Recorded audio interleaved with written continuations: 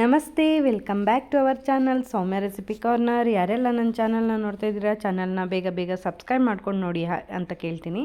ಹಾಗೆ ಇವತ್ತಿನ main dish ಏನಪ್ಪ ಅಂದರೆ ಒಂದು ಸೂಪರಾಗಿರೋ ರೆಸಿಪಿ ಅಂತಲೇ ಹೇಳ್ಬೋದು. ವೆಜಿಟೇಬಲ್ಸ್ ಎಲ್ಲನೂ ಹಾಕಿ ವೆಜಿಟೇಬಲ್ ಪಲಾವ್ ಮಾಡೋದನ್ನು ನಾನು ಇವತ್ತು ತೋರಿಸ್ತೀನಿ ನೋಡಿ. ಇದು ರೆಡ್ ಕಲರಲ್ಲಿ ಮಾಡುವಂತಹ ಪಲಾವ್ನ ನಾನು ಇವತ್ತು ತೋರಿಸ್ತಾ ಇದ್ದೀನಿ. ಆ್ಯಕ್ಚುಲಿ ಇದನ್ನು ವೈಟಿಶಲ್ಲೂ ನಾವು ಪಲಾವ್ ಮಾಡ್ಬೋದು ಮತ್ತು ಗ್ರೀನಿಶಲ್ಲೂ ಮಾಡ್ಬೋದು. ಬಟ್ ನಾನಿವತ್ತು ಸ್ಪೆಷಲ್ಲಾಗಿ ರೆಡ್ಡಿಶಲ್ಲಿ ಮಾಡೋದು ತೋರಿಸ್ತಾ ಇದ್ದೀನಿ. ತುಂಬಾ ಸಖತ್ತಾಗಿ ಬರುತ್ತೆ. ನೀವು ಕೂಡ ಮನೇಲಿ ಒಂದ್ಸರಿ ಟ್ರೈ ಮಾಡಿ. ಹಾಗೆ ಇದನ್ನು ಇವಾಗ ಪಲಾವ್ ಮಾಡಲಿಕ್ಕೆ ಇಂಗ್ರೀಡಿಯೆಂಟ್ಸ್ ನೋಡೋಣ ಬನ್ನಿ. ಫಸ್ಟಿಗೆ ನಾನಿಲ್ಲಿ ಸ್ವಲ್ಪ ಬೀನ್ಸು ಮತ್ತು ಕ್ಯಾರೆಟು ಮತ್ತು ನೂಕೋಲನ್ನ ತೊಗೊಂಡಿದ್ದೀನಿ ನೋಡಿ. ಕೆಲವೊಬ್ಬರು ಆಲೂಗೆಡ್ಡೆ ತೊಗೊತಾರೆ, ಬಟ್ ನಾನಿಲ್ಲಿ ನೂಕೋಲನ್ನ ತೊಗೊಂಡಿದ್ದೀನಿ. ಹಾಗೆ ಒಗ್ಗರಣೆಗೆ ಅಂತ ಹೇಳ್ಬಿಟ್ಟು ಇಲ್ಲಿ 2 ಈರುಳ್ಳಿ ಮತ್ತು 3 ಟೊಮೆಟೊ ಮತ್ತು ಹಸಿಮೆಣ್ಸಿನ್ಕಾಯಿ, ಕೊತ್ತಂಬರಿ ಸೊಪ್ಪು ಮತ್ತು ಕರಿಬೇವು ಸೊಪ್ಪನ್ನ ನಾನು ತೊಗೊಂಡಿದ್ದೀನಿ ನೋಡಿ. ಮತ್ತು ಮಸಾಲಾಗೆ ಇಲ್ಲಿ ನಾನು ಹಸಿಮೆಣ್ಸಿನ್ಕಾಯಿ ಪುಡಿ, ಧನಿಯಾ ಪುಡಿ ಮತ್ತು ಗರಂ ಮಸಾಲ, ಸ್ವಲ್ಪ ಅರಿಶಿನ ತೊಗೊಂಡಿದ್ದೀನಿ. ಹಾಗೆ ಎಲ್ಲ ರೀತಿಯ ಸ್ಪೈಸಸ್ನು ಕೂಡ ನಾನು ಇಲ್ಲಿ ಒಗ್ಗರಣೆಗೆ ಇಟ್ಕೊಂಡಿದ್ದೀನಿ ನೋಡಿ.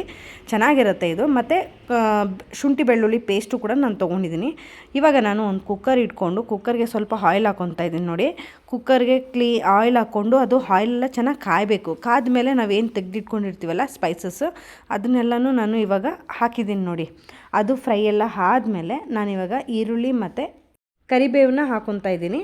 ಕರಿಬೇವು ಮತ್ತು ಈರುಳ್ಳಿನ ನಾನಿವಾಗ ಕ್ಲೀನಾಗಿ ಇದನ್ನು ಫ್ರೈ ಮಾಡ್ಕೊತಾ ಇದ್ದೀನಿ ನೋಡಿ. ಮತ್ತು ಈರುಳ್ಳಿನ ನೀವು ಈ ಡಿಶ್ಗೆ ಉದ್ದುದ್ದಾಗೇ ಕಟ್ ಮಾಡಿ ಹಾಕ್ಕೊಳ್ಳಿ, ಅದು ತುಂಬ ಚೆನ್ನಾಗಿರುತ್ತೆ ಟೇಸ್ಟು. ಹಾಗಾಗಿ ನಾನಿವಾಗ ಈರುಳ್ಳಿನ ಕ್ಲೀನಾಗಿ ಫ್ರೈ ಎಲ್ಲ ಆದಮೇಲೆ ನಾನಿವಾಗ ಸ್ವಲ್ಪ ಶುಂಠಿ ಬೆಳ್ಳುಳ್ಳಿ ಪೇಸ್ಟ್ ಏನು ಇಟ್ಕೊಂಡಿದ್ನಲ್ಲ ಅದನ್ನು ಹಾಕ್ತಾಯಿದ್ದೀನಿ. ಶುಂಠಿ ಬೆಳ್ಳುಳ್ಳಿ ಪೇಸ್ಟ್ನ ನೀವು ಹಾಕಿದಾಗ ಅದನ್ನು ಕ್ಲೀನಾಗಿ ಫ್ರೈ ಮಾಡ್ಕೊಳ್ಳಿ, ಇಲ್ಲಾಂದರೆ ಹಸಿ ಸ್ಮೆಲ್ ಇರುತ್ತೆ, ಅದು ಚೆನ್ನಾಗಿ ಅನಿಸಲ್ಲ. ಹಾಗಾಗಿ ನೀವು ಆಯಿಲಲ್ಲಿ ಕ್ಲೀನಾಗಿ ಅದನ್ನು ಶುಂಠಿ ಬೆಳ್ಳುಳ್ಳಿ ಪೇಸ್ಟ್ನ ನೀವು ಫ್ರೈ ಮಾಡಿದ್ರೆ ಅದ್ರ ಫ್ರೇಗ್ರೆನ್ಸು ಚೇಂಜ್ ಆಗುತ್ತೆ, ತುಂಬ ಚೆನ್ನಾಗಿ ಬರುತ್ತೆ. ಓಕೆನಾ? ಇದೆಲ್ಲ ಆದಮೇಲೆ ಟೊಮೆಟೊನ ನಾನು ಕಟ್ ಮಾಡಿ ಇಟ್ಕೊಂಡಿರೋದೇನಿತ್ತಲ್ಲ ಅದನ್ನು ನಾನಿಲ್ಲಿ ಸೇರಿಸ್ತಾ ಇದ್ದೀನಿ ನೋಡಿ. ಟೊಮೆಟೊ ಬೇಯಲಿಕ್ಕೆ ಅಂತ ಹೇಳಿಬಿಟ್ಟು ಇವಾಗ ನಾನು ಸ್ವಲ್ಪ ಸಾಲ್ಟು ಕೂಡ ಸೇರಿಸ್ತೀನಿ.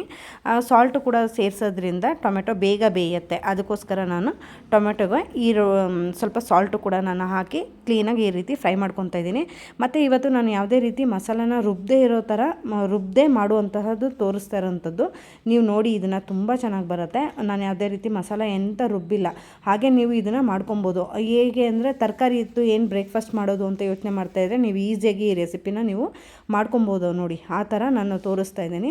ಈ ಟೊಮೆಟೊ ಎಲ್ಲ ಫ್ರೈ ಎಲ್ಲ ಆದಮೇಲೆ ನಾನೇನು ತೆಗೆದಿಟ್ಕೊಂಡಿರ್ತೀನಲ್ಲ ಎಲ್ಲ ರೀತಿ ಪುಡಿಗಳು, ಹಸಿಮೆಣ್ಸಿನ್ಕಾಯಿ ಪುಡಿ, ಧನಿಯಾ ಪುಡಿ ಮತ್ತು ಗರಂ ಮಸಾಲ, ಅರಿಶಿನ, ಅದನ್ನು ನಾನು ಸೇರಿಸ್ಕೊತಾ ಇದ್ದೀನಿ. ಇದನ್ನು ನೀವು ಹಾಕಿದಾಗ ಸ್ವಲ್ಪ ಲೋ ಫ್ಲೇಮಲ್ಲೇ ನೀವು ಫ್ರೈ ಮಾಡಿ, ಇಲ್ಲಾಂದರೆ ಅದು ತಳ ಹಿಡಿಯುತ್ತೆ. ಹಾಗಾಗಿ ಅದು ಎಣ್ಣೆ ಎಲ್ಲ ಬಿಟ್ಕೊಂಡು ಬರುತ್ತಲ್ಲ, ಆ ಟೈಮಲ್ಲಿ ನಾವು ಇವಾಗ ತರಕಾರಿ ಎಲ್ಲ ಕಟ್ ಮಾಡಿ ಇಟ್ಕೊಂಡಿರ್ತೀವಲ್ಲ ಅದನ್ನು ನಾನು ಹಾಕಿದ್ದೀನಿ.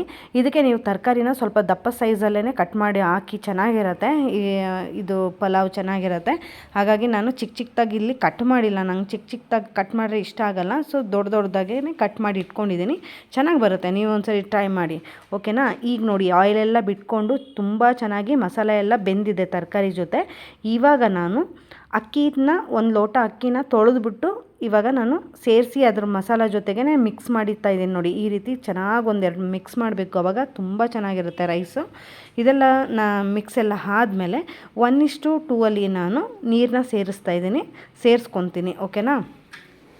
ಸೇರಿಸ್ಕೊಂಡು ನಾವು ಸೇಮ್ 2 ವಿಷಲ್ ಬರ್ಸ್ಕೊಬೇಕಾಗತ್ತೆ. ಓಕೆನಾ? ಇವಾಗ ನೋಡಿ, ನೀರೆಲ್ಲ ಸೇರಿಸಿದ್ದೀನಿ ನಾನು. 2 ಲೋಟ ನೀರು ಸೇರಿಸ್ಬಿಟ್ಟು ನಾನು ಇವಾಗ ಎಲ್ಲನೂ ಕ್ಲೀನಾಗಿ ಒಂದ್ಸರಿ ಮಿಕ್ಸ್ ಮಾಡ್ಕೊತಾ ಇದ್ದೀನಿ. ತುಂಬ ಚೆನ್ನಾಗಿ ಮಿಕ್ಸ್ ಮಾಡಬೇಕು, ಇಲ್ಲಾಂದರೆ ತಳ ಹಿಡಿಯುತ್ತೆ. ಓಕೆನಾ?